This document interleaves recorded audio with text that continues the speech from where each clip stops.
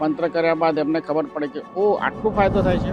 Last પોડકાસ્ટમાં પણ આપણે વાત કરી હતી કે 2026 મેં કીધું હતું થયું 22-23 થી કહી રહ્યો છું અને એના પહેલા 21 બી મેં કીધું હતું. મારા પ્રવચનો જુઓ તો વર્લ્ડ વોરની એવી સિચ્યુએશન ઊભી થઈ છે કે જેમાં ગમે ત્યારે બી એક પરમાણુ બોમ્બના કારણે આખી દુનિયા એ યુદ્ધના મેદાનમાં ઉતરી જશે. મંત્ર થેરેપી દરબાર મિશન તમે જે સ્ટાર્ટ કર્યું છે, આ શું છે મંત્ર થેરેપી? મંત્ર થેરાપી દરબારના માધ્યમથી હું એવું કહેવા માંગુ છું જલ્દીથી પ્રસન્ન થાય 10 મહાવિદ્યામાં એવા દેવી છે. દેવી તમે પૂર્ણ રીતે એ સાધનાના નિયમોનું પાલન કર્યું હોય તો તમને દર્શન પણ આપે. બગલામુખી માતાનો હવન તમે મરચાથી કરાવો, તમારા બધા આર્થિક પ્રોબ્લેમો કે તમારા દુશ્મનોનો બધાનો વિનાશ થશે. તો આમાં કેટલી સચ્ચાઈ છે? ઓમ નમઃ શિવાય નહીં કરવાનું જાપ, એની જગ્યાએ તમારે રીમ નમઃ શિવાય ભૂલથી ના કરાય. તો આ તો આપણે સાત્વિક સાધનાની વાત કરી, પણ જે તાંત્રિક સાધના છે, ભગવાન શિવની પૂજા કરીને રાવણે જ્યારે એમને પ્રસન્ન કર્યા હતા એ વખતે તંત્ર માર્ગ રાવણે અપનાવ્યો હતો. ભારત અને દક્ષિણ ભારતની 60% પોપ્યુલેશન આજીવિક ધર્મને પણ ફોલો કરતી હતી. એ બીજા ધર્મને તો ફોલો કરતી જ હતી, જમાઈ જન્મી હોય, પરંતુ આજીવિક ધર્મને પણ ફોલો કરતી હતી. કેમ? તો એવો કોઈ મંત્ર ખરો કે જે મંત્ર કરવાથી માણસ કંઈ પણ મેનિફેસ્ટ કરી શકે, કોઈ પણ પોતાની વિશ પૂરી કરી શકે? એવો એક દિવ્ય મંત્ર આપું છું.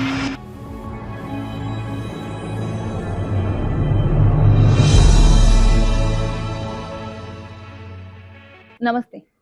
આજે આપણી વચ્ચે ફરીથી છે ઓમકાર ધર્મના સ્થાપક અને આજીવિક ધર્મના પુનરુદ્ધારક સ્વામી ઓમ ઋષિજી, જેમનો લાસ્ટ પોડકાસ્ટ તમને લોકોને ખૂબ જ ગમેલો અને એમને ઘણી બધી આપણને સંસારીઓને કેવી રીતે સ્પિરિચ્યુઅલ થવું, મોક્ષ મળે, આ બધી જ વાતો કરી હતી. આજે આપણે એમની જોડેથી અલગ અલગ વિદ્યાઓ વિશે જાણીશું, મંત્રો વિશે જાણીશું, મંત્રથી મેનિફેસ્ટેશન કેવી રીતે થાય એ આપણે જાણીશું, જે બધાના આપણા સંસારીઓના જીવન માટે ખૂબ જરૂરી છે અને આપણા બધાનો ઉદ્ધાર થાય એના માટેની આજે ગુરુજી જોડે આપણે બધી જ વાતો કરીશું. તો ચાલો આજનો પોડકાસ્ટ સ્ટાર્ટ કરીએ.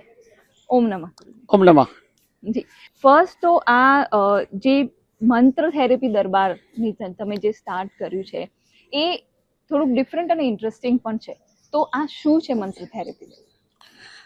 મંત્ર થેરાપી દરબારના માધ્યમથી હું લોકોને, ભક્તોને અથવા તો દુનિયાના દરેક લોકોને એવું કહેવા માંગુ છું કે મંત્ર એક ચિકિત્સા છે. એ કોઈ તમને કોઈ ધર્મ અથવા તો કોઈ પ્રક્રિયામાં કન્વર્ટ કરવાની પ્રોસેસ નથી. જેમ કે તમને તાવ આવે છે તો તમે ડોક્ટર પાસે જશો, દવા લેશો. તમને કોઈ કાયદાકીય મુશ્કેલી છે તો તમે વકીલ પાસે જશો. એવી જ રીતે જ્યારે તમને આર્થિક તકલીફ છે, શારીરિક, માનસિક અને સામાજિક પ્રશ્નોથી તમે ઘેરાયેલા છો, તમે ચારે તરફથી માથા પર કર્જ લઈને ફરી રહ્યા છો, અત્યારના ભૌતિક તણાવોના કારણે સતત તણાવપૂર્ણ અને ડિપ્રેશનમાં રહો છો, અત્યારના સમયમાં અત્યારના યુવક યુવતીઓ લગ્ન મોડા કરે છે, એના કારણે સંતાન પ્રાપ્તિના પ્રશ્નો બી પુષ્કળ વધી રહ્યા છે, એવું આપણે જોઈ રહ્યા છે. તો મંત્ર થેરાપી દરબારમાં આ બધા જ પ્રશ્નોનું સામૂહિક ચિકિત્સા કરવામાં આવે છે. દરેકના આર્થિક, સામાજિક, શારીરિક, માનસિક અને જે તે પ્રશ્ન સાથે લોકો આવ્યા હોય તેનું મંત્ર શક્તિપાત ના માધ્યમથી એનું સમાધાન થાય છે. સાથે અમે એવી દિવ્ય વસ્તુ આપીએ છીએ ભેટ સ્વરૂપમાં કે જે ઘરે પણ એ પ્રક્રિયા કરી શકે. બરાબર છે. આ મંત્ર થેરાપી દરબારમાં મારો બીજો મિશન એ છે કે દુનિયામાં અત્યારે લોકોને રોટી, કપડાં અને મકાન સિવાયના દુઃખો વધારે છે. એમાં રોટી કપડાનું તો કોઈને ચિંતા નથી રહી, કદાચ મકાનના ચિંતા અને ઘરનું પરેશાની ચોક્કસ છે, પરંતુ એ સિવાયના પ્રશ્નો આધુનિક અને ભૌતિક જગતની સુખ સામગ્રી જેને આપણે કહીએ, ભૌતિકતાવાદ કહીએ, એ દિન પ્રતિદિન વધી રહ્યો છે અને એ જ પીડા લોકોને વધારે ને વધારે સતાવી રહી છે. ને મંત્ર થેરાપી દરબારના માધ્યમથી હું લોકોને કહેવા માંગુ છું કે આ ચિકિત્સા છે, નિઃશુલ્ક છે.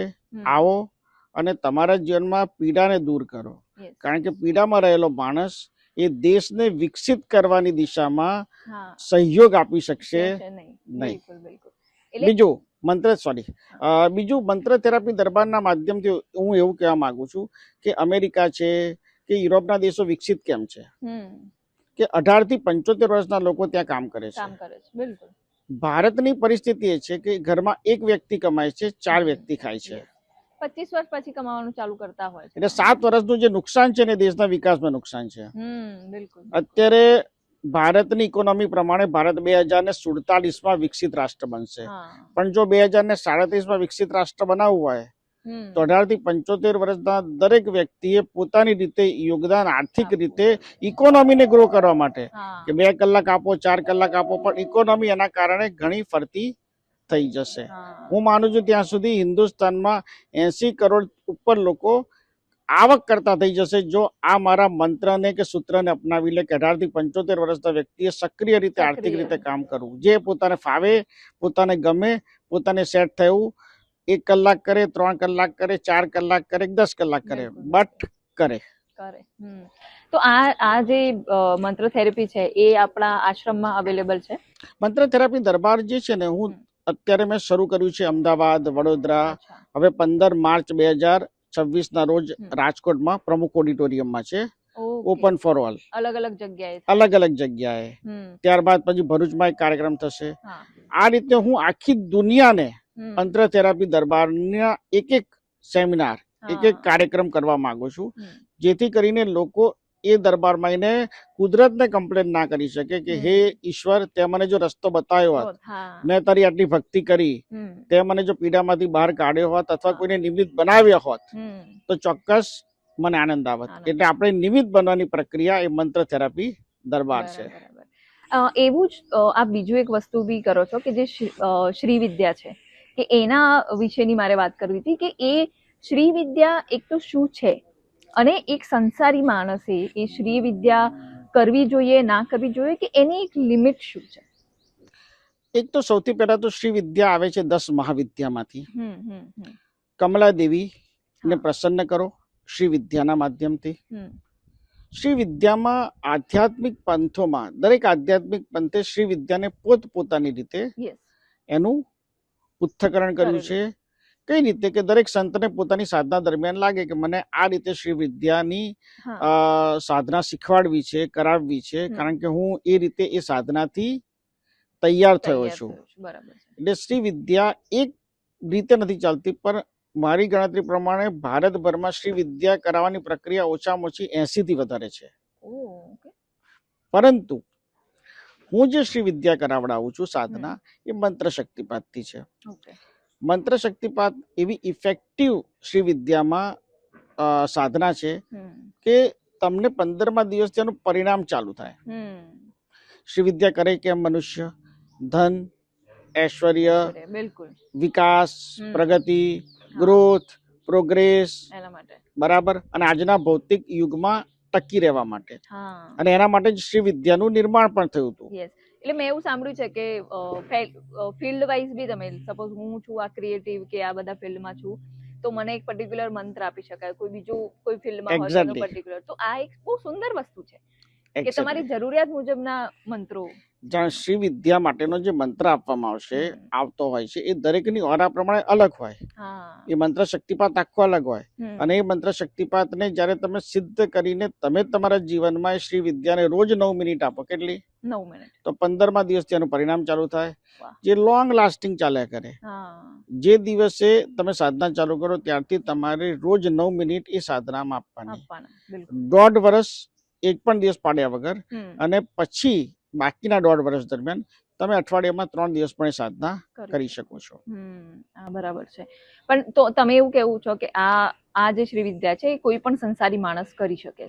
શ્રી વિદ્યાની ઉત્પત્તિ સંસારી વ્યક્તિઓને કરાવવા માટે જ થઈ હતી.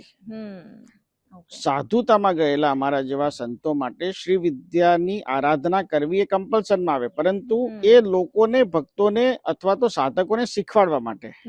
બરાબર છે. અને શ્રી વિદ્યાનો બીજો એક નિયમ જે છે કે જાતિ, ધર્મ, વર્ગ, વર્ણ ને બાજુમાં મૂકીને શ્રી વિદ્યા શીખનાર દરેક ભક્તોને આ વિદ્યા શીખવાનો અધિકાર છે, અને સંસારીઓ માટે એ સૌથી સારો પ્રકલ્પ છે કે શ્રી વિદ્યા એ શીખી શકે.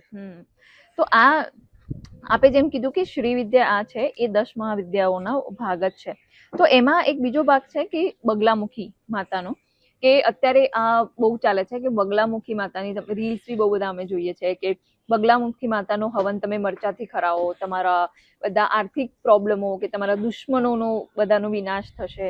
તો આમાં કેટલી સચ્ચાઈ છે? સૌથી પહેલા તો બગલામુખી માતાનો હવન જ્યારે તમે કરો તો તમારે હંમેશા કાળા તલ અને સફેદ તલને ભેગા કરવાના અને એના માધ્યમથી જ એનું હોમ કરવાનો કે ઓમ બગલામુખી દેવી કંગ કંગ કંગ નમઃ, ઓમ બગલામુખી દેવી કંગ કંગ કંગ નમઃ. મરચાથી ભૂલથી પણ હવન ન કરવો, લાલ મરચા અથવા તો લીલા મરચા, કારણ કે જ્યારે તમે દેવીની આરાધના કરતા હોય તો તીખી વસ્તુ હોય એ જો તમે અર્પણ કરો છો તો એ હવનની મર્યાદાનું ઉલ્લંઘન છે. પણ આ ગુરુજી, આ જે હવન છે એ તો મેં જે જોયું છે એ તો ઉજ્જૈનમાં જે બગલામુખીનું છે જ્યાં બધા જ લોકો જાય છે ત્યાં એ લોકો આવી રીતે કરાવે છે. તો શું એમને ખબર નહીં હોય? એટલે ખબર જ હોય, પરંતુ એક વર્ષો પહેલા કદાચ પ્રથા પડી ગઈ છે અને એ પ્રથાનું પાલન થાય છે. સમજો કે બગલામુખી દેવીના હવનમાં સમજો કે એ હવનમાં 10,000 લોકો જતા હોય કે 500 લોકો જતા હોય, પરંતુ એ હવન કર્યા બાદ ફરક કેમ નથી પડતો? હું ઓલવેઝ સોલ્યુશનમાં બિલીવ કરું છું. જો તમે હવન કર્યો છે તો તમને ફાયદો મળવો જોઈએ. જો તમે હવનથી ફાયદો નથી મળતો ને તમે વારંવાર જાઓ છો તો તમે એક તો માતાની અવહેલના કરો છો, માતાનું જેને કહેવાય કે અયોગ્ય રીતે અપમાન થઈ રહ્યું છે, અને ઉપરથી તમે જેને કહેવાય ને કે એ દોષના ભાગીદાર બગલામુખી દેવીના ક્રોધના બની રહ્યા છો કે જો એ ક્રોધ તમારા પર પણ ઉતરશે આજે નહીં તો આવતીકાલે. અને અમે જોયું છે બગલામુખીનું અનુષ્ઠાન જો તમારું ઉલટું પડે તો તમને શારીરિક એમાં બહુ જ તકલીફો પડતી હોય છે. એટલે બગલામુખી દેવીનો આ રસ્તો જે છે સીધો છે, સરળ છે, અને કદાચ એમાં તમારાથી કોઈ ભૂલ પણ થઈ તમને કોઈ દોષ લાગતો નથી. પરંતુ હવન મરચાથી કરવાથી બચવું, લીલા મરચા, લાલ મરચા, કોઈ પણ પ્રકારની તીખી વસ્તુથી કોઈ પણ હવન, બગલામુખી દેવીની વાત જ નથી, કોઈ પણ હવન એ રીતે કરતા બચવું શાસ્ત્રોક્ત રીતે અયોગ્ય છે, વૈદિક રીતે પણ અયોગ્ય છે. અને જ્યાં કોઈ પણ જગ્યાએ થતું હશે, જેમ કે ઘણી જગ્યાએ પેલા બલિની પ્રથા હતી, બરાબર છે, તો એ બલિની પ્રથા કેમ બંધ થઈ? કે જે તે સમય પ્રથા ચાલુ થઈ ગઈ હતી, પણ એ પ્રથા ખોટી હતી. એવી રીતે આ પ્રથા છે.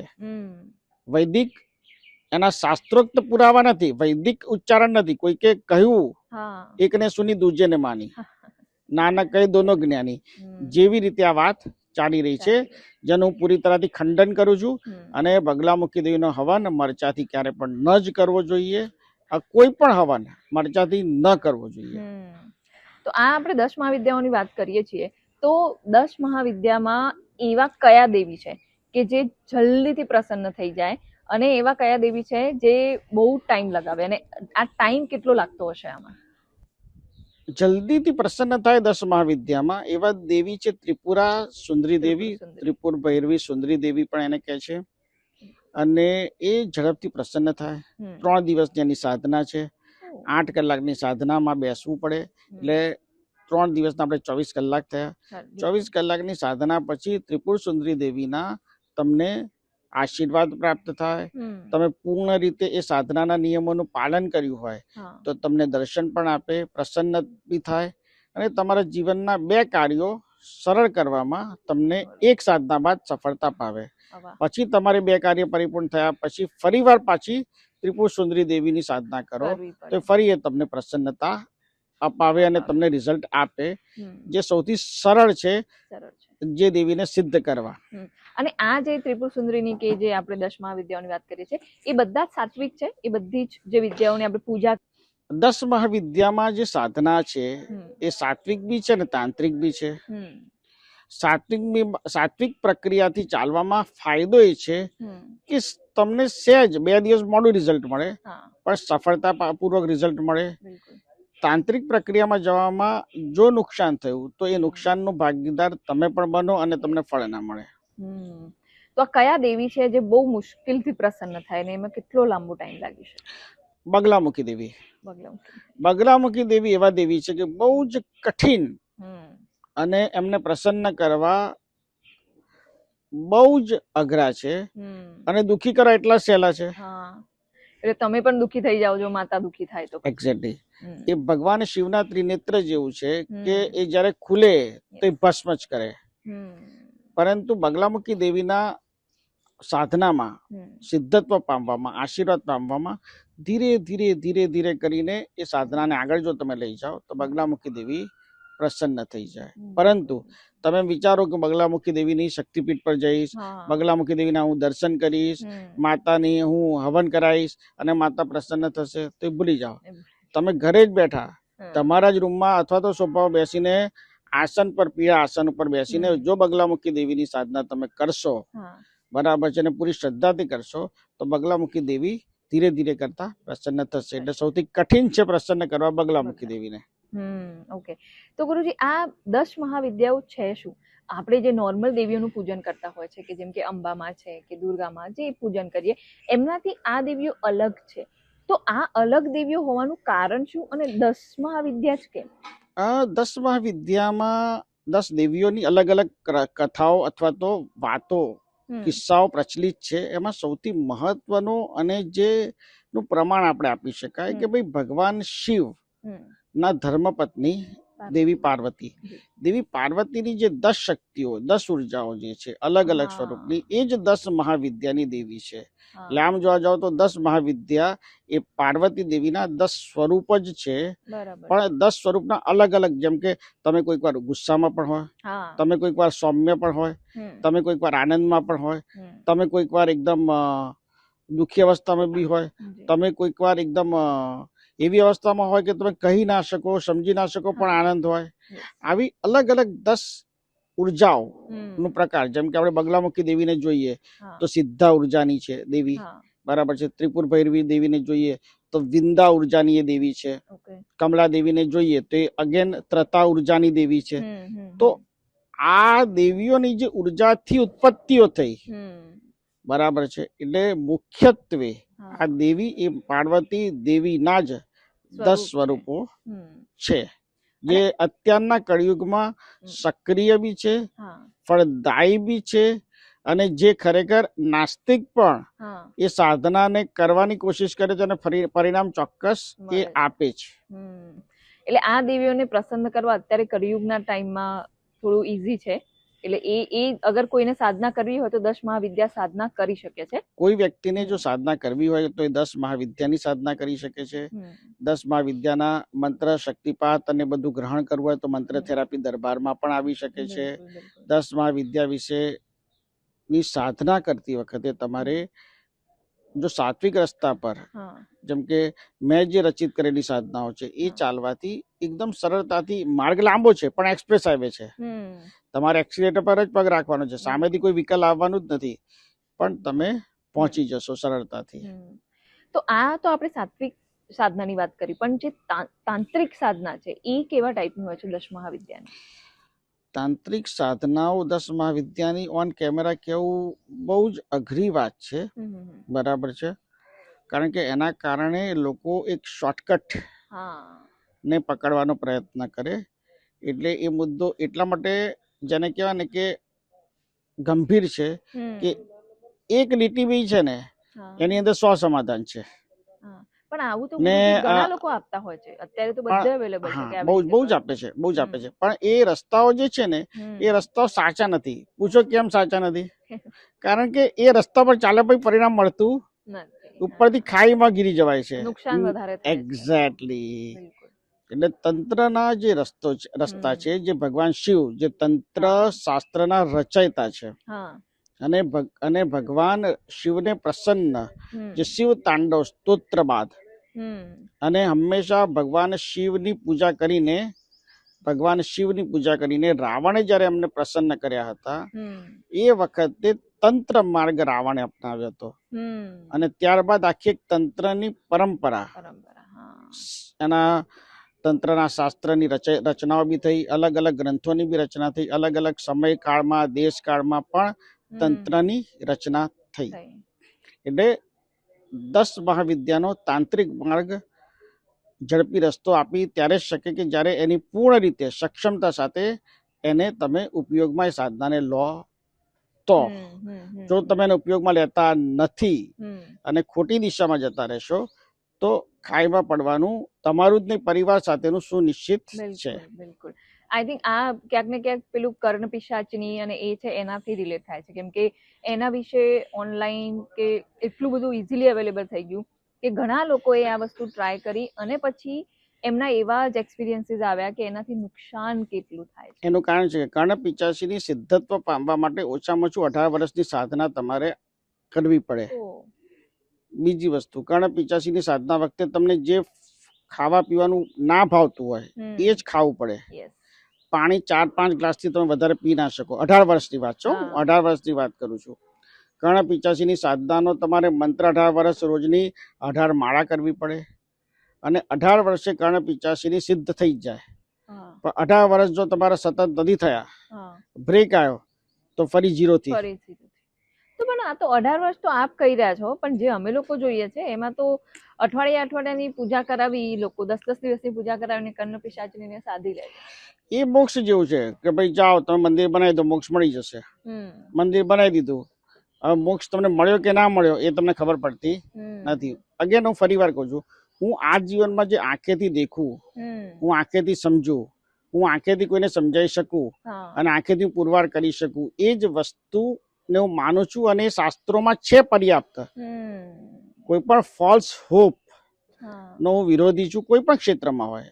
આધ્યાત્મિક ધાર્મિક ક્ષેત્રની વાત છોડી દો, કોઈ પણ ક્ષેત્રમાં ફોલ્સ હોપ જે આપતા હોય એનો સખત વિરોધ કરું છું હંમેશાથી, અને એનું ખંડન કરું છું. હા, તમે જયારે હોપ આપતા હોય ને તમે નિશ્ચિત હોય કે આ હોપ પૂર્ણ થશે તો એ હોપ બરાબર છે. અધરવાઇઝ એને બીટર લાગે પણ ટ્રુથ કહી દેવાનું, ખોટું લાગે પણ સત્ય કહી દેવાનું કે ભાઈ સત્ય તારું આ છે, હકીકત તારી આ છે, તો આની પાછળ તારો સમય વ્યર્થ કર નહીં કે વ્યય કર નહીં. કર્ણ પિશાચી પર પાછા જઈએ.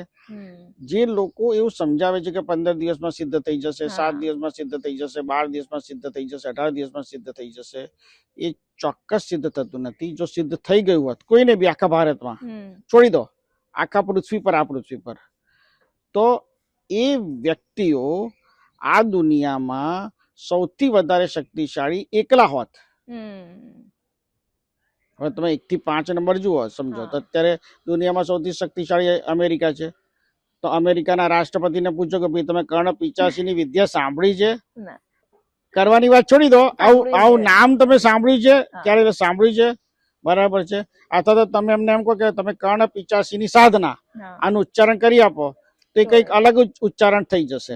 શું દુનિયાનો સૌથી તાકાતવર માણસ કર્ણ પિશાચીની સાધના તમને બનાવી શકે, દુનિયાના સૌથી તાકાતવર મનુષ્ય. પણ અત્યારે કોઈ વ્યક્તિ એવો શક્તિશાળી હોત તો આપણને દેખાયો હોત કે જેને કર્ણ પિશાચીને સિદ્ધ કરી લીધી હોત. હા, કર્ણ પિશાચીને સિદ્ધ કરવાના રસ્તા જે છે એ બધા તંત્ર માર્ગથી ચાલતા આવે છે. અને હું હંમેશા એવું કહું છું કે એ રસ્તાઓ જેટલા જ ઉપયોગી છે એનાથી વધારે નુકસાનકારક છે. માટે બચતા રહેવું, પ્રોટેક્શન લઈને રહેવું, એવા ખોટા માણસો, ખોટી વ્યક્તિઓથી દૂર રહેવું, એ જ તમારા હિતમાં છે. જનહિત મેં જારી વાળું. કેમ કે કર્ણ પિશાચીના ઘણા બધા એવા કિસ્સાઓ સાંભળે છે કે અત્યારના યંગ મોસ્ટલી છોકરાઓ સાધતા હોય છે, કેમ કે ક્વિક એમને પૈસાની કે ફેમની કે જલ્દી એ કર્ણ પિશાચની તમારી બધી ઈચ્છાઓ પૂરી કરે, પણ એની પાછળ કદાચ નોર્મલ જે તાંત્રિકો પૈસા લઈને કરતા હોય છે એ કરાવી આપે છે, પણ એ કહેતા આઈ થિંક પહેલા સમજાવતા નથી કે કોઈ લોકો સમજતા નથી, કદાચ એ લાલચમાં સમજાવ. કર્ણ પિશાચીની જેને સિદ્ધ જ કરી દીધી છે એની પાસે એટલું અઢળક ધન હોય કે એને કોઈના સાધના કરાવવાની જરૂરત ના પડી હોય. એની પાસે અરબો ખરબો રૂપિયા થઈ ગયા હોય, એ દુનિયા પર રાજ કરતો હોય.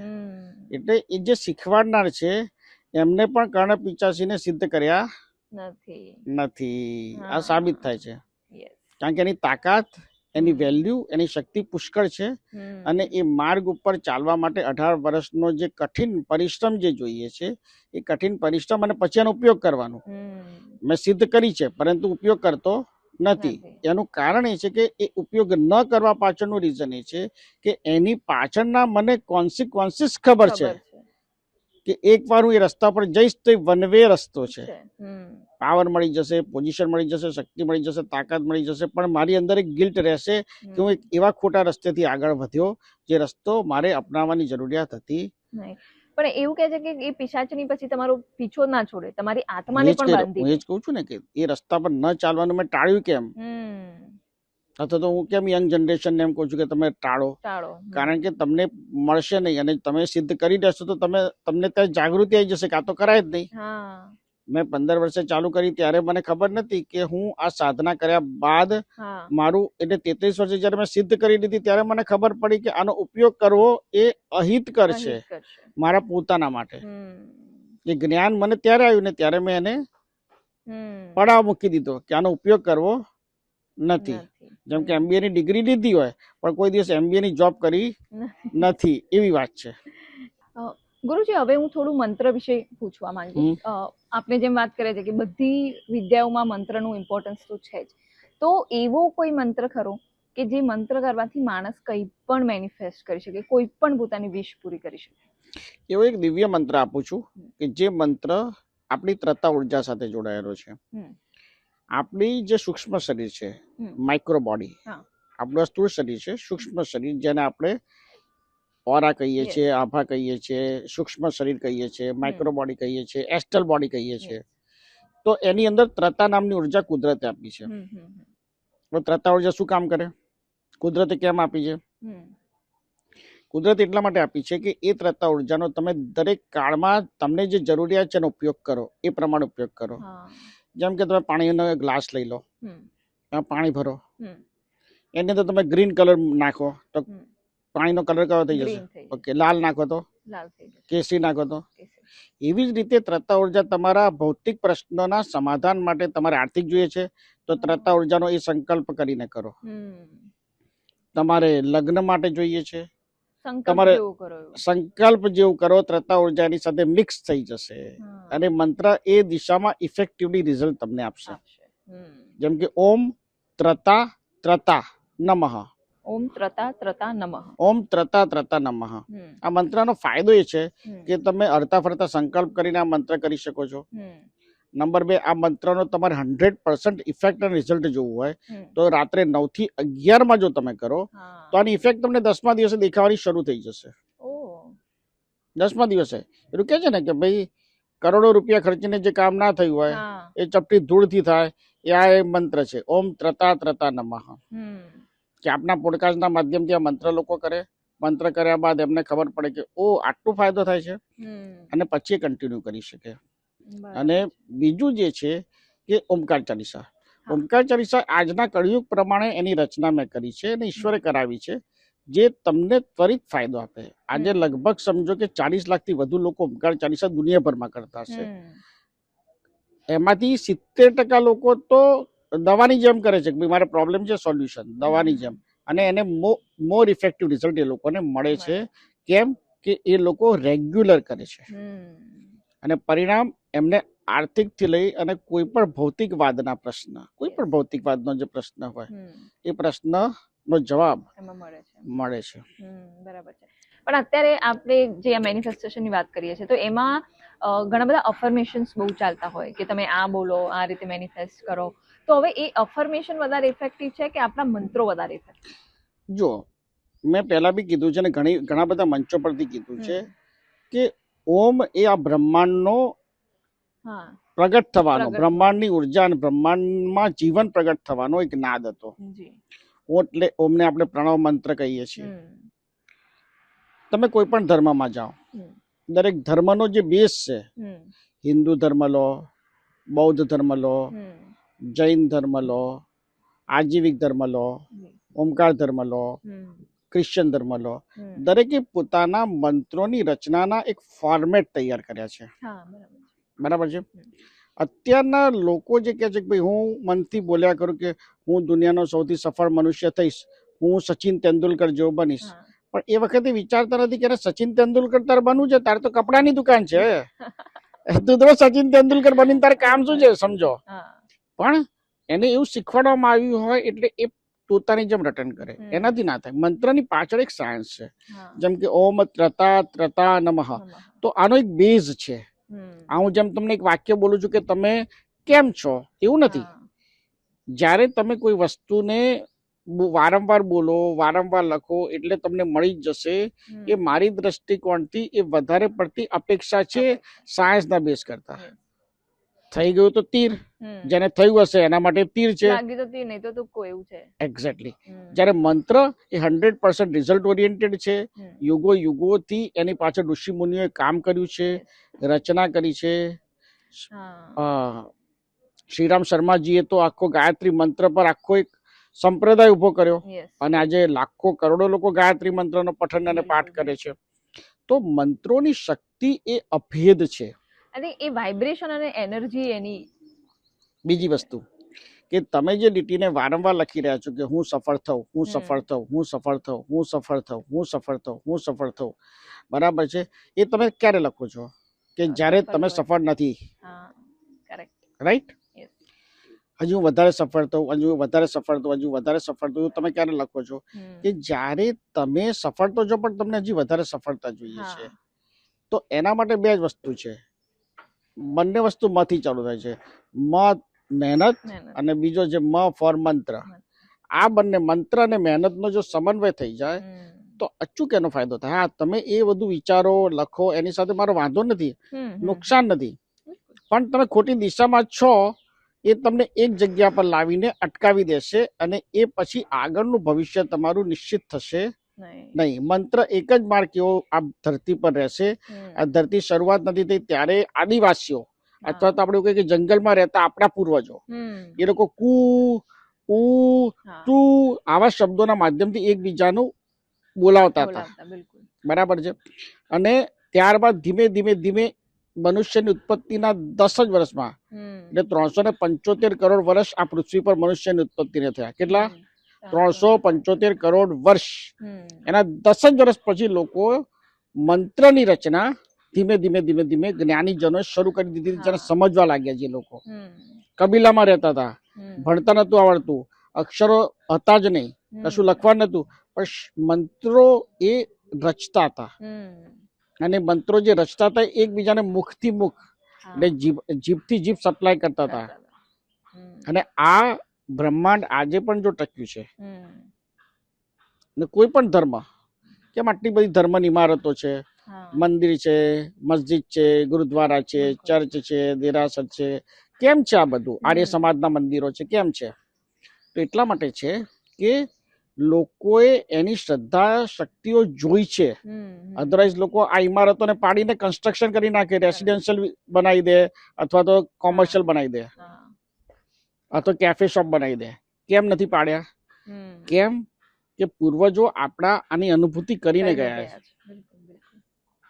તમે કોઈ પણ ધર્મનું નામ લો, એની પાસે એનો મંત્ર છે. શબ્દ ભલે અલગ આપે, કોઈ ગાથા કે, બરાબર છે, કોઈ જેને કે અમારા ઉપદેશમાં આ શ્લોક કીધો છે, દોહા કહો કે કબીરજી આખી જીવન દોહા જ રચના કરી. એમને પોતાની વાત દોહાથી જ વાત કીધી. બરાબર છે. કે પછી ગુરુ નાનક દેવજીએ જપજીના પાઠની વાત કરી અને એમની રચના કરી. કુરાનમાં આયાતોની વાત છે. વાત ટૂંકમાં મળીને દરેક ધર્મના ધાર્મિક ગ્રંથોમાં, ભગવદ્ ગીતામાં દરેક શ્લોક જે છે એમાં ભગવાન શ્રી કૃષ્ણ કહે છે કે ભાઈ હું અત્ર તત્ર સર્વત્ર છું, જે કરું છું એ જ કરું છું અને જે છું એ હું જ છું. મારી ઈચ્છા વગર આ બ્રહ્માંડમાં, ધરતીની વાત નથી, આ ટોટલ બ્રહ્માંડમાં મારી ઈચ્છા વગર પાંદડું પણ હાલતું નથી. ઇફ તમે જો બિલીવ કરી રહ્યા છો ભગવદ્ ગીતાને, તો તમે એના પર બિલીવ ના કરી શકો, એ શ્લોક એ મંત્ર પર તમે બિલીવ કરી શકો. અને પેલું તમે કરો છો સારું જ છે, ખોટું તો કંઈ છે જ નહીં, એમાં મારો વિરોધ બી નથી, તમે કરો. પણ મેં આગળ બી કીધું એમ, આઈ બિલીવ ઇન રિઝલ્ટ. મને 2 વત્તા 2 4માં રસ હોય. I do not give hope. હું હોપ લેતો નથી, હું હોપ આપતો નથી.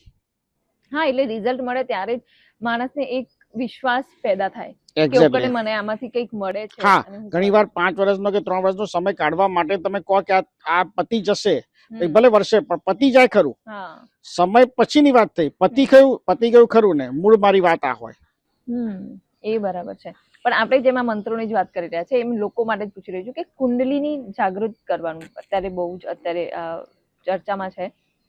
તો કુંડલીની જાગૃત કોને કરવી જોઈએ અને કોને ના કરવી જોઈએ, કોને નુકસાન છે એનાથી? અત્યારના યુગમાં ડિજિટલ મીડિયાના કારણે, માધ્યમના કારણે તમને એવું ચોક્કસ લાગે કે અત્યારે કુંડલીની જાગરણ માટે બહુ અજાગૃતિ છે. પરંતુ આના પહેલાના યુગોમાં બી, આના પહેલાના વર્ષોમાં પણ કુંડલીની જાગૃતિ વિશે એટલી જ અવેરનેસ હતી. કુંડલીની જાગૃતિનો જે મુખ્ય જે રિસોર્સ જે છે એ છે કે તમારા સહસ્ત્રાર ચક્રથી લઈ તમારા પોતાના મૂલાધાર ચક્ર સુધીની જે ઉર્જા જે છે, જે ઉર્જાનું કનેક્શન તમે સિદ્ધ કરી શકો, એને સક્રિય કરી શકો, અને સક્રિય કર્યા બાદ તમે સાક્ષાત્કાર તરફ જઈ શકો. આત્મ સાક્ષાત્કાર હોય કે પછી ઈશ્વરીય કે દૈવી સાક્ષાત્કાર હોય, એના માટે કુંડલીની શક્તિ એ મૂળ કી છે. જે કી તમને એ સાક્ષાત્કાર તરફ લઈ જાય. આત્મ સાક્ષાત્કાર, જેમ કે હું કોણ છું, આ એક સવાલ. હું ક્યાંથી આવ્યો છું, આ એક બીજો સવાલ. મારા જીવનનો ઉદ્દેશ્ય શું છે, હું ત્રીજો સવાલ. હું સાચો છું છતાં મારી જોડે અન્યાય કેમ થાય છે, આ ચોથો સવાલ. હું સાચો છું છતાં જ મારી જોડે કેમ ખરાબ થઈ રહ્યું છે, અને ખોટો છે એની જોડે કેમ વારંવાર સારું થઈ રહ્યું છે.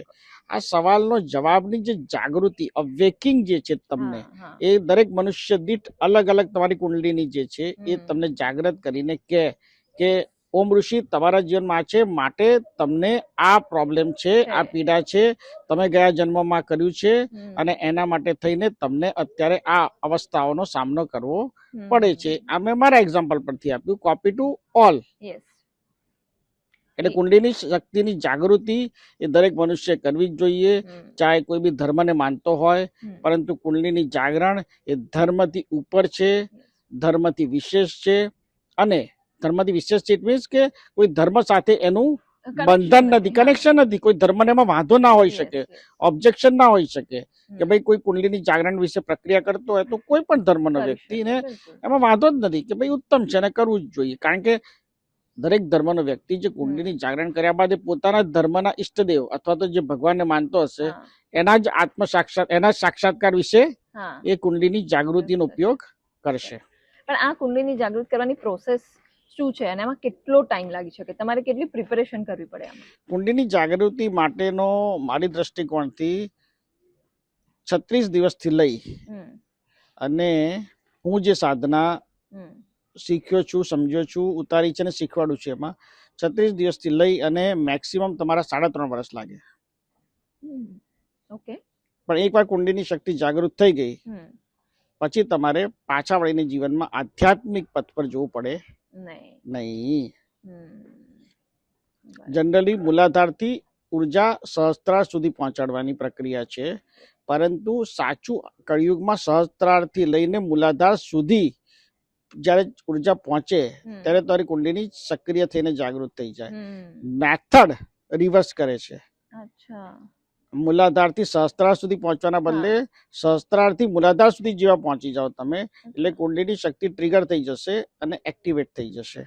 કેમ એવું ઉલટું? કેમ કે ઘણા એવું કહેતા હોય કે ભાઈ આપણા મૂલાધાર છે એ શક્તિનું પ્રતીક છે અને સહસ્ત્રાર છે એ શિવનું પ્રતીક છે, તો શક્તિને શિવ સુધી લઈ જવાનું એનું કારણ છે કે એ વખતે જ્યારે આ શાસ્ત્રની રચના થતી હતી, લખાતું હતું, એ વખતે લોકો ઝૂંપડામાં અથવા તો કાચા મકાનમાં અથવા તો માટીના મકાનમાં અથવા જંગલોમાં રહેતા હતા.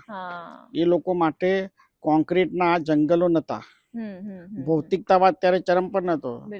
એ વખત એવું હતું કે આજે 2 ટાઈમ ખાઈ લીધું, હવે 2 કલાક સાધના કુંડલીની શક્તિ જાગૃત માટે કરો. અપેક્ષાઓ નથી. ઘરથી બહાર જાઓ તો પિઝા કે સેન્ડવિચની કોઈ દુકાન નથી. બરાબર છે. તે વખત માટે મૂલાધાર થી સહસ્ત્રાર સુધી જવું એક ક્રમ હતો. આજના સમયના ક્રમ પ્રમાણે સહસ્ત્રારથી મૂલાધારમાં એટલા માટે જવું પડે કે તમને તમારા બાજુમાં મોબાઈલ વાગતો હોય, ઘરની અંદર તમારા કોઈ બીજાનો મોબાઈલ વાગી રહ્યો છે, તમારે બાજુમાં પાડોશમાંથી કોઈનો અવાજ આવી રહ્યો છે, તમે કોઈક સંસારમાં છો, સંસારી છો, બરાબર છે. દરેક માણસ બ્રહ્મચર્યનું પાલન ના કરતો હોય. પહેલાના જમાનામાં 45 વર્ષ પછી પુરુષો અને સ્ત્રીઓ બ્રહ્મચર્યનું સ્ટ્રિક્ટ પાલન કરતા. અત્યારની પરિસ્થિતિ કદાચ સાવ વિપરીત છે. એટલે એવા સંજોગોમાં બી ઉપરથી નીચે જવું એ વધારે ને વધારે સફળતાપૂર્વક અને ઝડપથી, પેલામાં 10 વર્ષ લાગે અને આ યુગમાં ફાયદો નહીં, આમાં 36 મહિનાથી લઈ 3.5 વર્ષ લાગે, બટ ઇફેક્ટિવ. હા, કરેક્ટ. પણ આ ગુરુજી આપણે બધી શક્તિઓની વાત કરીએ કે દશમા વિદ્યા છે કે કોઈ બી કર્ણપિશાચની આ બધી વિદ્યા, કુંડલીની શક્તિ, આ બધી શક્તિઓ છે, પણ એક નોર્મલ સંસારી માણસને સપોઝ મારે જ ભગવાનની પૂજા એટલે અમે લોકો દીવો કરીએ, અગરબત્તી કરીએ કે શિવલિંગ પર જળ ચડાવીએ કે દૂધ ચડાવીએ, એ બેઝિક અમારી પૂજા છે. પણ એક નોર્મલ માણસ માટે ભગવાનની કૃપા પ્રાપ્ત કરવી હોય કોઈ પણ વિદ્યા વગર ફક્ત સાત્વિક પૂજાથી, તો એ કેવી રીતે કરી શકે? જો તમે કોઈ પણ ઈષ્ટદેવને માનતા હોય, કોઈ પણ ભગવાનને માનતા હોય, કોઈ પણ દેવીને દેવતાને માનતા હોય, તમારે 3 વસ્તુ જો પૂજામાં કરો તો તમારા દેવી દેવતા સુધી પૂજા પહોંચી જાય. એક, સૌથી પહેલા દીવો કરો, ઓકે. ઓમકાર ચાલીસા કરો, ઓકે. આ 2 વસ્તુ તમે કરો. અને ત્રીજું, તમે ધૂપ અને અગરબત્તી થાય તો કરો, ના થાય તો જરૂરિયાત નથી. એક પૂજા કરવાની પદ્ધતિ આ. ઘણા ધર્મ એવા છે કે જે લોકો દીવો કરવામાં બિલીવ કરતા નથી. એ લોકો માત્ર ને માત્ર પોતાના ઈષ્ટદેવની સામે બેસીને એમનો મંત્ર કરી લે, બરાબર છે, અને ઓમકાર ચાલીસા કરી દે, તો એના સુધી એ પ્રક્રિયા પ્રોસેસ પહોંચી જશે. હવે જેમ કે ઓમ ત્રતા ત્રતા નમઃ, આ મંત્ર તમે બેસીને કર્યો, તમે જ્યારે ઈશ્વરને ઓમ ત્રતા ત્રતા નમઃ કહો છો, જે તમારી પૂજામાં છે, તો ઈશ્વર તમારી પીડાને સમજી જશે કે શું છે. એટલે ત્રતા ઉર્જા જે તમારી ઓરામાં છે એ ઈશ્વરની મૂર્તિ, ઈશ્વરના ફોટા સાથે કનેક્ટ થશે અને એ ત્રતા ઉર્જા તમને કાર્ય કરીને આપશે. કોઈએ ક્યારે એવું પૂછ્યું જ નથી કે ભગવાનને મંદિરમાં બિરાજમાન શું કરવાના. ઘરના મંદિરમાં હોય કે શિખરબંધી મંદિરમાં હોય, એનું કારણ જે છે કે તમે ઈશ્વર પાસે જઈને તમારી પીડા, દર્દ, વ્યથાને કહો અને એ તમારું એક્ઝેક્ટ સાંભળે. બરાબર છે. જો તમે એ જ ભાવનાથી જાઓ છો તો બરાબર. પણ એ જ વસ્તુ તમે ઘરે બેઠા મંદિરમાં કરી શકો. એના માટે તમારે કોઈ મંદિરમાં 500 કિલોમીટર દૂર જવાની જરૂર નથી.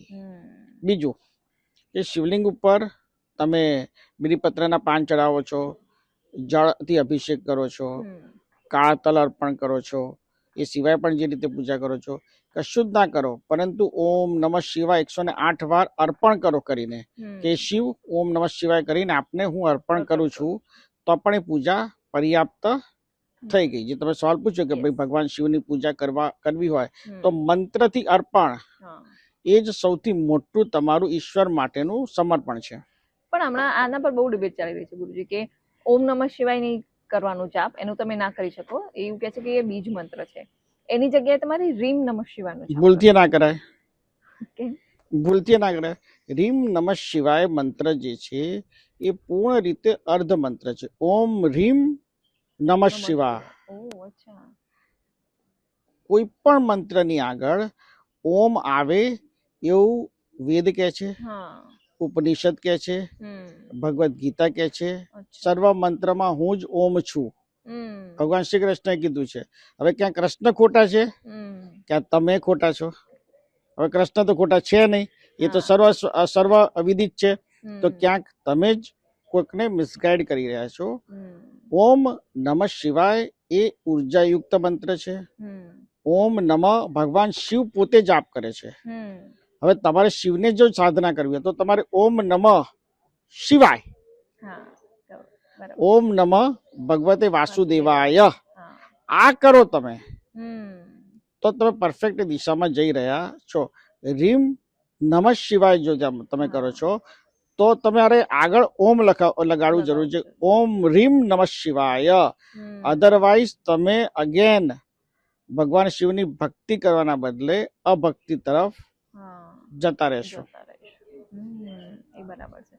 એટલે આ બધું તો લાઈક અમારા જેવા નોર્મલ માણસ માટે બહુ મુશ્કેલ થઈ જાય, કેમ કે અમે અમારા રીલ એક મોબાઈલમાં એક રીલ આવે કે ઓમ નમઃ શિવાય ના કરવું જોઈએ, બીજી રીલ આવે કે ઓમ નમઃ શિવાય કરવું જોઈએ, કોઈ કે રીમ નમઃ શિવાય જ કરવું જોઈએ. એટલે આ નોર્મલ માણસ માટે બહુ કન્ફ્યુઝન છે કે શું કરવું જોઈએ. જેટલી રીલો આવે છે એનું સ્વાગત હોવું જોઈએ કે દરેક લોકો આધ્યાત્મિક જગત માટે પ્રયત્ન કરી રહ્યા છે. મંત્ર માટેની બહુ જ બધી રીલો આવે છે, એનું પણ હું ખુલ્લા મનથી સ્વાગત કરું છું.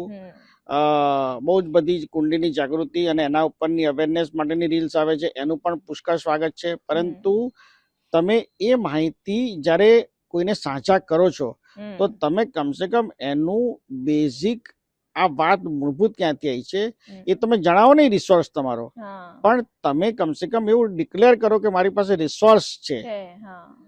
ભાઈ તમારા મનમાં સવારે ઉઠીને એકવાર એવું આવ્યું કે ભાઈ એક વખત બગલામુખીનો મેં હવન કર્યો હતો અને મરચા નાખ્યા હતા અને એ પછી એ દિવસે ઘરમાં 10,000 રૂપિયા આવ્યા હતા, માટે હવે બગલામુખી દેવીનો હવન કરીશું તો મરચા નાખીને જ કરીશું. બરાબર છે? એવું બધાને કહેવાનું તમે કરો, એવું ના કરો. એ વાત તમે તમારા પૂરતી સીમિત રાખી શકો છો. બરાબર છે. જે લોકો ખરેખર સિરિયસલી જે લોકો રીલ્સમાં બોલતા હોય છે એ એની પાછળનું તાત્પર્ય હું સમજો છું, કદાચ હું ખોટો બી હોઈ શકું અને ક્ષમા પ્રાર્થી બી છું કદાચ કોઈને દુઃખ થાય તો, કે ફટાફટ એ રીલ્સનો વ્યૂ વધે, વાયરલ કરવા માટે. શું તમે ચમત્કાર જોવા માંગો છો? શું તમે આજે જ કર્ણ પિચાસીને સિદ્ધ કરી દેવા માંગો છો? શું તમે ઈચ્છો છો કે બગલામુખી દેવી તમને પ્રસન્ન થઈને આજ સાંજે જ તમને 6 વાગે પરિણામ આપે? તો તમે કોઈ બી વ્યક્તિ, હ્યુમન સાયકોલોજી છે, ઓ આવું છે લાવો ને જોઈ લઈએ, 60 સેકન્ડમાં તો કશું જવાનું નથી, અને પછી તમે એનું અનુસરણ કરો છો. અનુસરણ કરો છો એનોય વાંધો નહીં, પણ શું નુકસાન થશે એ વિચારે વગર અનુસરણ કરો છો. પણ એટલે નોર્મલ માણસ માટે છે ને બહુ અત્યારે બધી જ વાતમાં કન્ફ્યુઝન થઈ ગયું, કેમ કે એક વસ્તુના એટલા એક્સપર્ટ આવી ગયા છે ને, અને બધા એક્સપર્ટની પોતપોતાની થિયરી જ અલગ હોય છે કે તમે આ ખાઓ આ ના ખાઓ. અત્યારે સોલ્યુશન લેવા વાળા ઓછા છે, સોલ્યુશન આપવા વાળા વધારે છે. ડોક્ટર વધારે છે અને પેશન્ટ ઓછા છે. હા, એટલે આવું કહેતા હોય ને, એને માણસોને ગમતી વસ્તુ કહેતા હોય ને, આમાં આખી આ વાતમાં પીડા છે. પીડા શું છે ખબર છે? કે લોકોને એટલું દુઃખ દર્દ છે ને કે જેની કોઈ સીમા નથી. જે લોકો બિચારા શબ્દ તો ના વપરાય, સોરી ટુ માય વર્ડ, પણ જે લોકો પોડકાસ્ટ કરતા હોય છે કે રીલ્સ વાયરલ કરતા હોય છે, એ લોકો પણ ક્યાં કોઈક જગ્યાએ છે દુઃખી, પીડામાં, દર્દમાં હોય છે. અને એ લોકોને એવું થાય કે મને જે અનુભવ થયો છે હું બીજાને સાંझા કરીને એનું સારું કરી નાખું, એવી બી સાચી ભાવના સાથે આ થતું હશે, પણ મૂળભૂત રીતે વાયરલ કરવાના ઇન્ટેન્શનથી જ થાય છે, જે ના થવું જોઈએ. પણ આ કેવું થાય છે ગુરુજી, કેમ કે જેમ તમે આજે ગેસ્ટ છો એમ બીજા કોઈ ગેસ્ટ કાલે બીજું કઈ બોલે, એટલે એઝ અ પોડકાસ્ટર કે એઝ અ ઇન્ટરવ્યુઅર એ અમારી રિસ્પોન્સિબિલિટી છે કે એમની બધી વાત અમે ઓડિયન્સ સુધી પહોંચાડીએ. હવે એમની ના પહોંચે તો બી પ્રોબ્લેમ, અને પહોંચે તો એવું થાય કે તમે પહોંચાડો. હું તમારી વાત નથી કરતો, હું જે બોલે છે મારા જેવા જે લોકો આવે છે, બરાબર છે, જે જ્ઞાન પીલે છે હું એમની વાત કરું છું, ઇન્ક્લુડિંગ મી. મને બી ગણી લો તમે તમારી જોડે જ. એવું નથી કે ભાઈ મને અલગ રાખો અને હું હોશિયાર છું ને જ્ઞાની છું. ના, હું એ વિદ્યાર્થી છું. પણ જે બી કહો એની પાછળ ક્યાં કોઈનું નુકસાન તો નથી થતું ને, એવી ભાવના માણસાઈની દ્રષ્ટિકોણથી બી રાખો, એવી મારી નમ્ર વિનંતી છે, પ્રાર્થના છે. બાકી તો ભારતમાં નું બંધારણ બધા વ્યક્તિઓને જે બોલવું હોય, જેવું બોલવું હોય, જ્યાં બોલવું હોય એની સ્વતંત્રતા તો આપે જ છે. પણ બોલનાર કરતા તમારે તમારી સૂઝબૂઝ લગાડવાની કે આ વ્યક્તિ જે કહી રહ્યો છે એની ઓથેન્ટિસિટી કેટલી. બીજો મુદ્દો એ થાય છે કે લોકો વધારે ને વધારે કેમ રીલ અને વિડીયો બનાવે છે કે બને એટલા વધારે ટ્રોલ થાય છે. પણ જે લોકો ટ્રોલ કરે છે ને એ લોકોને એ નથી સમજાતું કે તમે આ લોકોને મહાન બનાવી રહ્યા છો. કારણ કે ટ્રોલિંગ થી જ દુનિયામાં મહાન બનાય છે. Controversy create a great person. બરાબર છે? અને જેટલી કોન્ટ્રોવર્સી તમે ટ્રોલ કરીને મનુષ્યની કરશો ને એટલી એની હિંમત વધતી જશે. ઘણી વાર ટ્રોલ કરનારને એવું લાગે છે કે ટ્રોલ કરીશું ને તો આ શાંત થઈ જશે, પણ ટ્રોલ કરવાથી એનું ડોપામાઇન એટલું વધી જાય છે. રિસર્ચ છે, મનોવૈજ્ઞાનિક રિસર્ચ છે કે જ્યારે મનુષ્યની નિંદા થાય ને ત્યારે એનું ડોપામાઇન વધવા માંડે. એકવાર ડિપ્રેસ થાય પછી એનું ડોપામાઇન વધે, એને એમ થાય કે આને બતાવી દઉં, અને બતાવી દેવાનો જે ચરખો ચાલુ થાય ને એટલું બધું ખાડી અને સૂતરને કાતી નાખે ને કે જેની કોઈ સીમા જ નથી. એમ સાચી વાત છે. પણ આપણે જેમ લાઈક નોર્મલ વાત કરી રહ્યા હતા લાસ્ટ પોડકાસ્ટમાં પણ આપણે વાત કરી હતી કે 2026માં આપણે બેઠા છીએ એટલે કે બધા જ લોકો એવું કહેતા કે 2026માં પ્રોબ્લેમ આવશે. મેં કીધું તું થયું ને, મેં કીધું તું થયું. બરાબર છે. 2026 શરૂ થતા પહેલા જ અમેરિકાએ વેનેઝુએલા લઈ લીધું, ઈરાન તરફ લાલ આંખ કરી નાખી, રશિયા જોડે 5 ફેબ્રુઆરીએ 10 વર્ષનો એ લોકોનો પરમાણુ હથિયારનો જે એગ્રીમેન્ટ હોય, જે 10 વર્ષે રશિયા અને અમેરિકા સાઇન કરે, એ 5મી ફેબ્રુઆરીએ થયો જ નહીં. લિમિટ પતી ગઈ. એટલે હવે રશિયા બી ગમે તેટલા હથિયાર બનાવી શકશે, અમેરિકા બી ગમે તેટલા પરમાણુ હથિયાર બનાવી શકશે.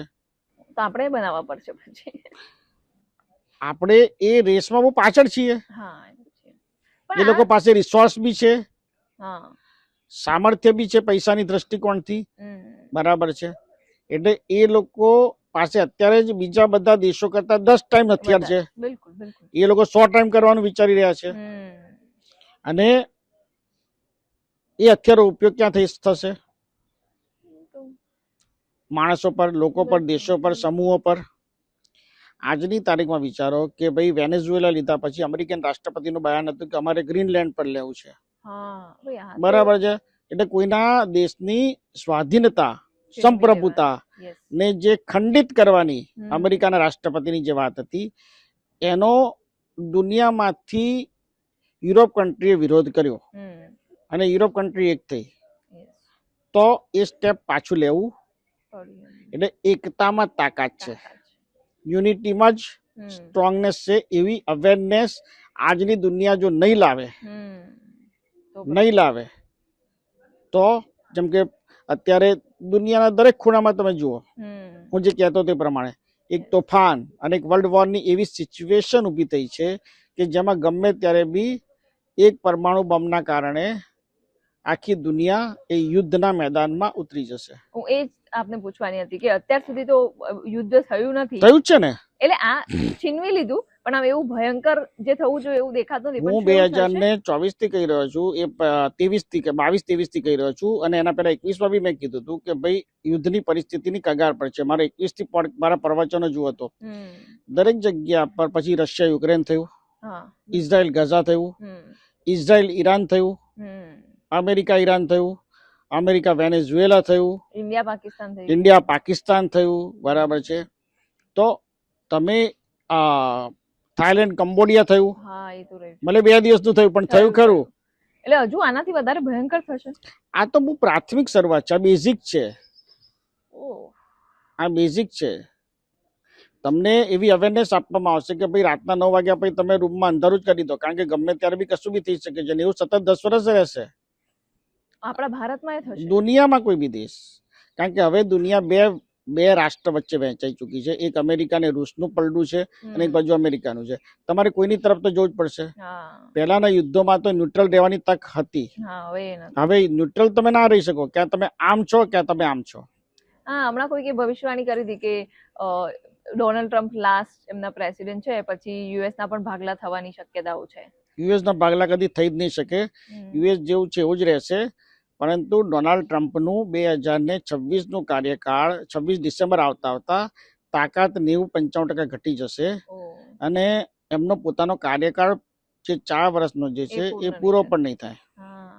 અને ડોનાલ્ડ ટ્રમ્પને બી એ ખબર જ છે. ડોનાલ્ડ ટ્રમ્પને પણ એ ખબર છે. એ છે. પણ આ લાસ્ટ ટાઈમ આપણે ઓફ ધ કેમેરા વાત કરતા હતા, એ મારે પૂછવાની રહી ગઈ હતી કે આપણા જે માણસોમાં આપણે નોર્મલી છે ને, ગરીબ હોય અને આપણે કપડાં કે એવું દાન કરતા હોય, આપણે પહેરેલા હોય, સપોઝ આપણા ઘરે કોઈ કામ કરતા હોય કે ખેતરમાં મોસ્ટલી બધા જે કામ કરતા હોય, અને તમે એક વાત કીધી હતી કે એ રીતે કપડાં ના આપવા જોઈએ, તો આ આપણા જૂના ઉતરેલા કપડાં કેમ કોઈને નહીં આપવા જોઈએ? આપણા વસ્ત્રોની અંદર એક ઉર્જા છે. એ તમે વસ્ત્રો જ્યારે કોઈને આપો છો ત્યારે તમે એની પાસે કશુંક રેવન્યુ લો. પહેલાના જમાનામાં એવી સિસ્ટમ પાડવામાં આવી હતી, ઋષિમુનિએ પડાવી હતી કે તમે તમારા વસ્ત્રો આપો છો, એના બદલામાં તમે કશું લો. અને લગભગ હું જાણું છું ત્યાં સુધી 2005 સુધી તો મને ખબર છે, અત્યારે શું મેથડ છે ખબર નહીં, પણ કપડા આપીને વાસણ મળતું હતું. હજુ મળે છે, રાઈટ છે, બરાબર છે. કપડા આપી અને તમે વાસણ લો છો. કપડા તમે 1000 રૂપિયા આપી દો, પણ એને કઈક એક કામ કર, મને 10 રૂપિયા તું આપી દે. તમે કશુંક લઈ અને જો કપડા આપશો તો એની નેગેટિવિટી તમને અડશે નહીં. નહીં તો જેવું એ વ્યક્તિ કપડા પહેરશે એના નકારાત્મક પડઘા તમને પડશે. હવે સમજો કે જે તમારા કપડા માગીને પહેરતું હોય એનું નસીબ અથવા તો એની નિયતિ એને સપોર્ટ કરતી નથી, એટલે એની નિયતિનો બી ડંખ તમને લાગશે. તમને કોઈ અરબપતિ, ઉદ્યોગપતિ એને એમ કહેશે કે તેજલબેન તમે તમારા કપડા પડ્યા હતા લાવજો ને, હવે મોટા મોટા સ્ટોરોમાંથી કપડા લઈને થાકી ગયા છે, એવું નહીં કહે કોઈ. બરાબર છે. એટલે જેનું નસીબ સારું ચાલતું હશે એવું કહેશે નહીં, અને જેનું નસીબ ખરાબ ચાલતું હશે ભગવાન એનું નસીબ સુધારે, સારું કરે, નિયતિ એને શુદ્ધ કરે, સારી કરે, એવી ભાવના સાથે હું કહું છું કે એમની પાસેથી 1000 રૂપિયાના વસ્ત્રની સામે 10 રૂપિયા લઈ લેવાના. બિલકુલ. એક બીજી વસ્તુ છે ગુરુજી, તમે એક જે આજીવિક ધર્મ હતો, જે મખાલી ગોશાલ જે તીર્થંકર થઈ ગયા એમને સ્થાપના કરી હતી, પણ ધીમે ધીમે એ લુપ્ત થઈ ગયો અને હવે તમે એના ફરીથી એનો ઉદ્ધાર કરવા કે એનું ફરી પુનર્જીવન કરી રહ્યા છો, તો એવું કેમ? તમારો ઓમકાર સંપ્રદાય તો ધર્મ તો છે જ. બહુ સારો સવાલ છે. તીર્થંકર મખાલી ગોશાલને તીર્થંકરનું ઉપનામ અથવા તો એમને એ સંજ્ઞા એ વખતના ભારતમાં એમના અનુયાયીઓએ આપી. 599 ઈસા પૂર્વે એમનો જન્મ છે. મખાલી ગોશાલ એ ભગવાન મહાવીર, જૈનોના 24મા તીર્થંકર અને ભગવાન બુદ્ધના સમકાલીન હતા. ભગવાન મહાવીર અને ભગવાન બુદ્ધ જયારે વિહાર કરતા હોય, વિચરણ કરતા હોય, ત્યારે જુએ કે ભાઈ ભગવાન મહાવીર ક્યાં છે, તો ભગવાન મહાવીર નવરંગપુરામાં હોય તો ભગવાન બુદ્ધ પારડીમાં રહેતા હતા. એમને ખબર પડે ભગવાન મહાવીર પારડીમાં છે તો ભગવાન બુદ્ધ નવરંગપુરામાં રહેતા હતા. એ ડિસ્ટન્સ મેન્ટેન કરતા હતા. એની પાછળનું કારણ કોઈ કોમ્પિટિશન નહીં, પણ અનુયાયીઓ ને ડિસ્ટર્બન્સ ઊભું ના થાય. એ જ સમયે, એ જ ટાઈમ દરમિયાન તીર્થંકર મખાલી ગોશાલ એ પોતે પણ મહાવીરના શિષ્ય હતા. 1 વર્ષ મહાવીરની નીચે રહ્યા, પરંતુ એમને એવું લાગ્યું કે મારે કશુંક એવું આપવું છે કે જે મારી અંદર છે. અને પછી એમને એક સૂત્ર આપ્યું અને પછી ઘણા મંત્રો આપ્યા. સૂત્ર એમનું જે છે બહુ ફેમસ છે અને આપણે જાણતા જાણતા મખાલી ગોશાલના ઘણા બધા સૂત્રને બોલીએ છીએ. મખાલી ગોશાલનું જે દર્શન હતું એ નિયતિવાદ ઉપર હતું, જેને આપણે આજે ડેસ્ટિની કહીએ છીએ. આજે લોકો લખે છે કે હું સફળ થઈ જાઉં, હું સક્સેસ થઈ જાઉં. આ જે છે એ મખાલી ગોશાલે આપેલા સૂત્રો હતા કે એવરીથિંગ ઇઝ પ્લાન્ડ. દુનિયામાં બધું સુનિશ્ચિત છે. એમના પહેલા શ્રી કૃષ્ણ ભગવાન આ કહી ચુક્યા છે કે ભાઈ બધું હું જ કરું છું. એટલે એમને એવું કીધું કે બ્રહ્માંડમાં બધું સુનિશ્ચિત જ છે. તમારું મારું આજે અહીંયા મળવાનું સુનિશ્ચિત છે. જે ઘટના જે બી થાય છે, કોઈ અત્યારે કોઈનું ખૂન કરી રહ્યું છે તો એ ઘટના બી સુનિશ્ચિત છે. પેલા વ્યક્તિનું મરવાનું નિશ્ચિત છે, તો આના હાથે જ મરવાનું છે એ પણ નિશ્ચિત છે. જે આપણે માનીએ જ છે, એવું નથી કે નથી માનતા. તો એમને આ સૂત્ર આપ્યું અને પછી ઘણા મંત્ર આપ્યા. એ વખતે ભારતની ટોટલ ઉત્તર ભારત અને દક્ષિણ ભારતની 60% પોપ્યુલેશન 60% પોપ્યુલેશન આજીવિક ધર્મને પણ ફોલો કરતી હતી. એ બીજા ધર્મને તો ફોલો કરતી જ હતી, જમાઈ જન્મી હોય, પરંતુ આજીવિક ધર્મને પણ ફોલો કરતી હતી. કેમ કે નિયતિ ઉપર વાત કરતા હતા, ડેસ્ટિની પર વાત કરતા હતા, સોલ્યુશન પર વાત કરતા હતા. જેમની પાસે વેપારીઓથી લઈ અને નાનો શ્રમિક વર્ગ પણ એમનો અનુયાયી અથવા તો શિષ્ય હતો. મખાલી ગોશાલની એ સંપ્રદાયને ધર્મને પુનર્જીવિત કરવાનું મારું કાર્ય એ છે કે એમને જે સૂત્ર મંત્ર આપ્યા છે આજના યુગમાં યથાર્થ છે. પહેલું, નિયતિ ચાલે છે. દરેક માણસ કહે છે કે ભાઈ ડેસ્ટિની મારી નિયતિમાં હશે તો મને મળશે, મારા નસીબમાં હશે તો મને મળશે. બરાબર છે. મખાલી ગોશાલે કીધું હતું કે મહેનત અને નિયતિ આ બંનેનો સમન્વય કરો અને વર્તમાનમાં તમારું જે મળે છે, આજે તમને જે મળ્યું એ તમારું. કાલની વાત તમે છોડો અને ગઈકાલની વાત ભૂલી જાઓ. આવતીકાલે શું થશે તમારા હાથમાં નથી, કારણ કે શું નિશ્ચિત થઈ ચૂક્યું છે. હવે આ વાત કાયમ ક્યાં થાય છે કે 2030માં ઘટના ચાલી જ રહી છે. આપણે અહીંયા 2024માં બેઠા છે, પણ હું હંમેશા કહું છું કે 2030માં એક ઘટના ચાલી જ રહી છે. આજે જો ટાઈમ મશીન હોય તો આપણે 2030માં જઈને જોઈ શકીએ કે ત્યાં પણ એક તેજલબેન બેઠેલા હશે, કંઈક વાત કરતા હશે. બરાબર છે. એ જ ઘટના તમને 2032માં પણ દેખાશે. એટલે એમનું કહેવાનું એવું હતું કે દુનિયા ચાલી જ રહી છે. તમે ભલે 2026માં છો, પણ જયારે તમે ટાઈમ ટ્રાવેલ કરીને જાઓ, બરાબર છે, તો તમને 2030માં દુનિયા મળશે. અને જો તમે પાછળ 1984માં જાઓ તો તમને મળશે. એ તો તમને ખબર જ છે, કારણ કે તમે પસાર કરીને આવ્યા છો. એટલે એ ધર્મને પુનર્જીવનની જરૂરિયાત એટલા માટે હતી કે એના પુષ્કળ અનુયાયીઓ હતા. એ અનુયાયીઓ લુપ્ત થઈ ગયા. એ અનુયાયીઓ લુપ્ત થવા પાછળનું કારણ બી હતું કે ચંદ્રગુપ્ત મૌર્ય રાજા સમ્રાટ એ આજીવિક ધર્મને ફોલો કરતા હતા. બિલકુલ. એમના પુત્ર બિંદુસાર આજીવિક ધર્મને ફોલો કરતા હતા. એમનો પુત્ર સમ્રાટ અશોક એને બૌદ્ધ ધર્મ. કલિંગના યુદ્ધ પહેલા પણ હમ. આજીવિક ધર્મને ફોલો કરતા હતા. હા. કલિંગના યુદ્ધ બાદ અશોકે હા, બૌદ્ધ ધર્મનો સ્વીકાર કર્યો, એવું વિચારીને કે આજીવિક ધર્મ મને એમ કહે છે કે ભાઈ મારા હાથે આનું મૃત્યુ છે, પણ મને કેમ જાગૃતિ ના થઈ હા. કે મારે નથી મારવાનો. Yes. એટલે પછી એમને બૌદ્ધ ધર્મ કર્યો. હમ. અને બૌદ્ધ ધર્મ કર્યા બાદ એક ઘટના એવી થઈ હમ. અશોકના સમયમાં, સમ્રાટ અશોકના સમયમાં, કે આજીવિકના એક ગામમાં, જેમાં આજીવિકોની બહુ મોટી વસ્તી હતી, ભગવાન બુદ્ધના ચિત્ર સાથે અપમાન કરવામાં આવ્યું.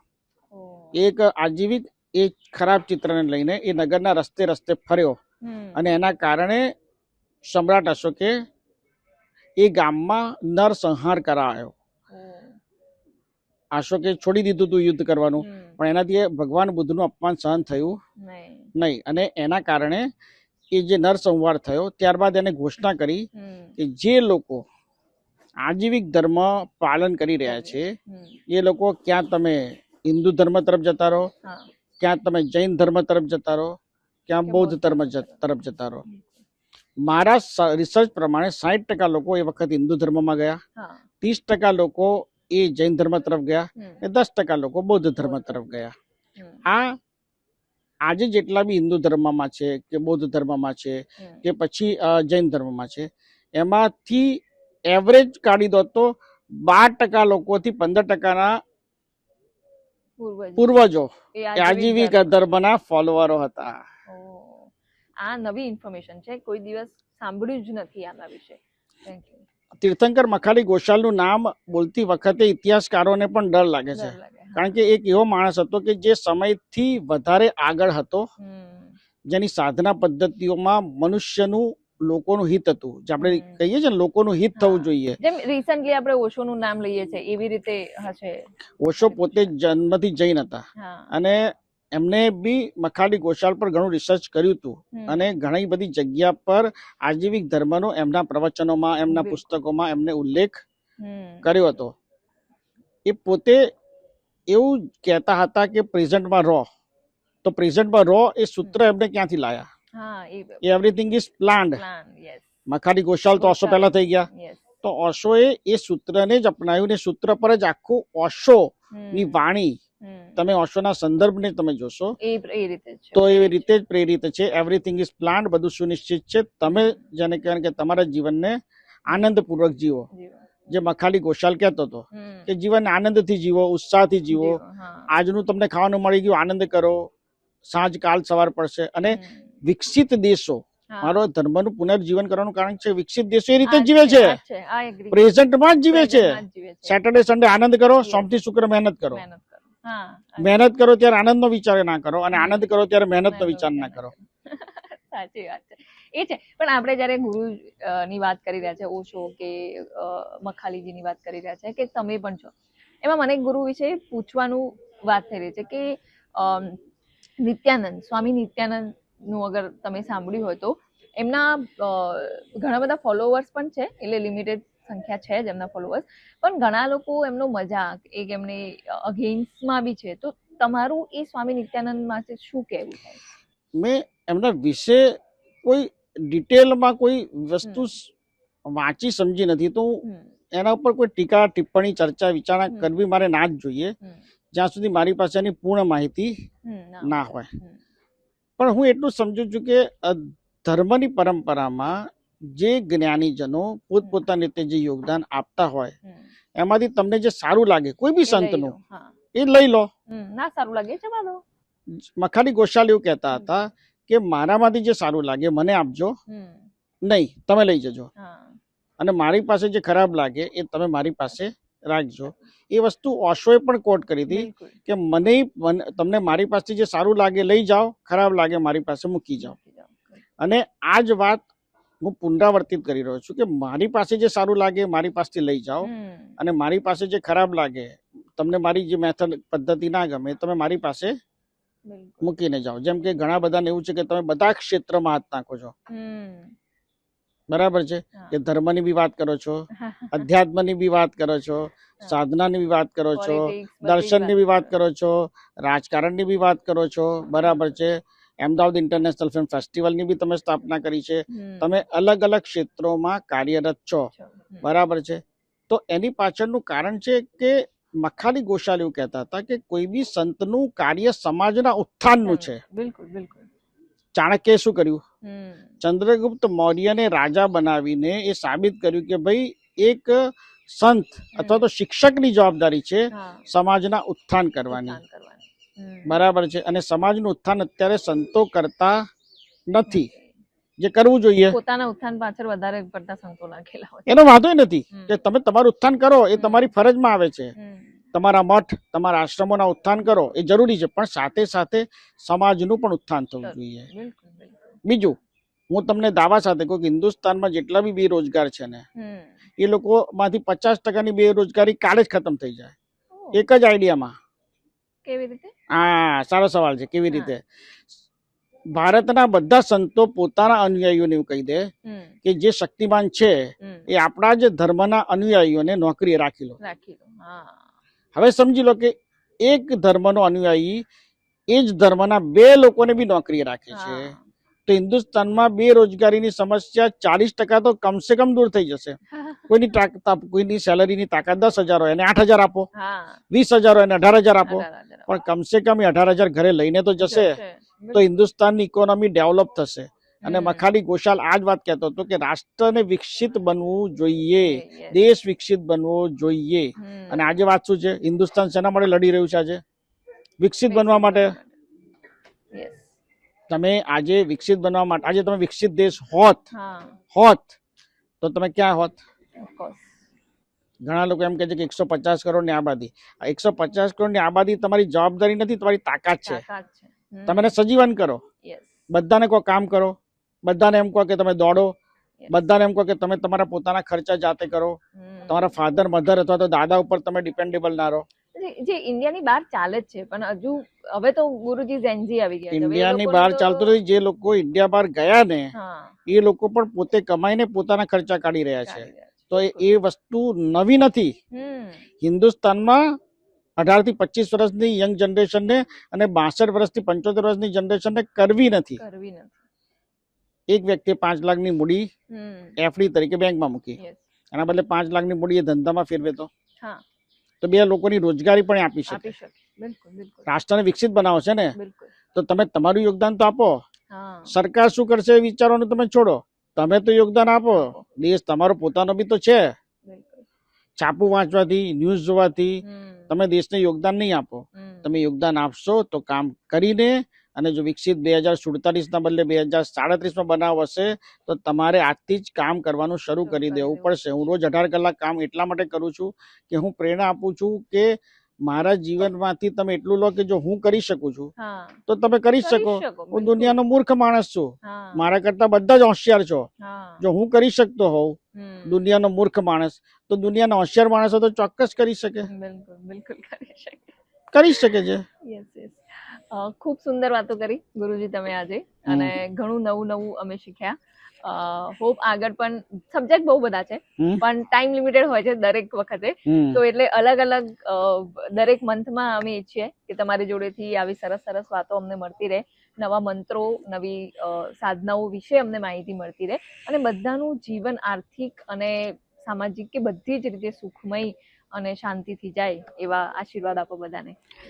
મારા આશીર્વાદ છે કે 2026નું વર્ષ જે શરૂ થયું છે એ ઉત્તમ પસાર થાય, સમૃદ્ધિકારક, ઉન્નતિકારક પસાર થાય, અને ઇન્દ્રલોકમાં, વિષ્ણુલોકમાં અને શિવલોકમાં 1 કલાકની સમય 5 કલાક છે એવી રીતનો સમય નિશોધ પૃથ્વી પર થાય તો વધારે લાંબુ અને વધારે સારી વાત થઈ શકે, લોકોની ઉન્નતિ થાય, પ્રગતિ થાય. અને ઓમ ત્રતા ત્રતા નમઃ નો મંત્ર બધા જ ભક્તો કરતા રહે, કોઈ પણ ધર્મ ફોલો કરતા હોય બધા જ કરે એવી પ્રાર્થના સાથે મારા ઓમ નમઃ. આ પોડકાસ્ટમાં મારાથી કોઈ ભૂલચૂક થઈ હોય, કોઈને દુઃખ પહોંચ્યું હોય, દર્દ પહોંચ્યું હોય, અથવા તો મારા શબ્દોના કારણે અજાણતા પણ કોઈકને એવું ઠેસ વાગી હોય, એ બદલ હું ક્ષમા પ્રાર્થી છું, દિલથી ક્ષમા પ્રાર્થી છું. કહેવા માટે નહીં, ખરેખર ક્ષમા પ્રાર્થી છું. ઓમ નમઃ. ઓમ નમઃ.